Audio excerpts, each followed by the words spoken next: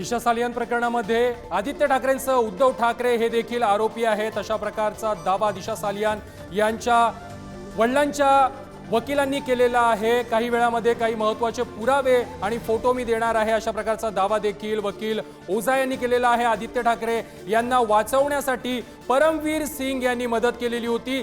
त्याचबरोबर उद्धव ठाकरे यांनी आपल्या पदाचा त्यावेळेला दुरुपयोग केलेला होता आणि आदित्य ठाकरेला वाचवलेलं होतं अशा प्रकारचा आरोप देखील वकील ओझा यांनी केलेला आहे। दिशाची आत्महत्या होती अशा प्रकारची चुकीची थिअरी ही त्यावेळेला मांडली गेली अशा प्रकारचा दावा देखील वकील ओझा यांनी आज केलेला आहे।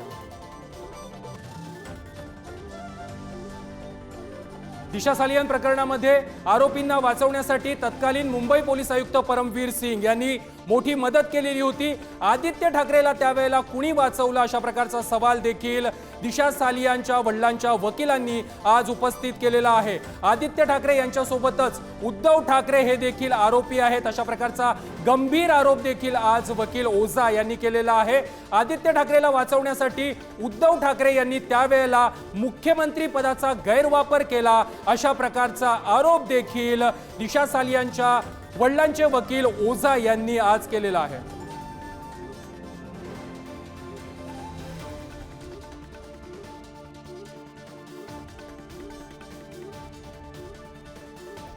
पोलीस आयुक्तांच्या भेटीनंतर दिशा सालियनच्या वडिलांचे वकील हे माध्यमांशी संवाद साधत होते। त्यावेळी त्यांनी आदित्य ठाकरे आणि उद्धव ठाकरे यांच्यावरती पुन्हा एकदा गंभीर आरोप केलेले आहेत। दिशा सालियन प्रकरणामध्ये आदित्य ठाकरे यांच्या सोबतच उद्धव ठाकरे हे देखील आरोपी आहेत अशा प्रकारचा गंभीर आरोप ओझा यांनी केलेला आहे।